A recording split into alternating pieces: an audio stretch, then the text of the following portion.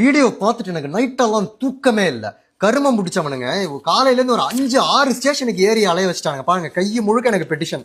இப்பயும் ஒன்றும் பெரிய நடவடிக்கை எல்லாம் எடுக்க போறாங்களான்னு எனக்கு தெரியல. ஆனா இவங்களுக்கு தண்டனை வாங்கி கொடுக்குற வரைக்கும் எந்த எல்லைக்கு வேணா போகிறதுக்கு நான் தயார். BNS 325க்கு கீழே இது 5 ஆண்டுகள் சிறை தண்டனைக்குரிய குற்றம். திரு விஜய் அவர்கள் இதை பார்த்திருந்தீங்கன்னா தயவு செஞ்சு கண்டனம் தெரிவிங்க. இல்லைன்னா சட்ட ஒழுங்கு இப்பயே உங்க கையில இருந்து வழுக்க ஆரம்பிச்சிருச்சுன்னு அர்த்தம்.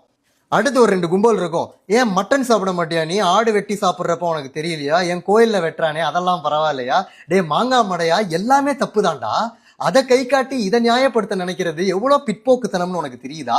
2026ல நீ விலங்குகளை கொன்னுதான் உன்னோட கொண்டாட்டத்தை நடத்துற அப்படின்னா ஒரு நாகரிகம் அடைந்த சமூகத்தில் வாழ்ற உரிமையோ தகுதியோ உனக்கு கிடையாது. எல்லாத்தையும் அவுத்து போட்டு காட்டுக்கு போங்கடா, காட்டு மிராண்டிங்களா விலங்குரிமைகளுக்காக.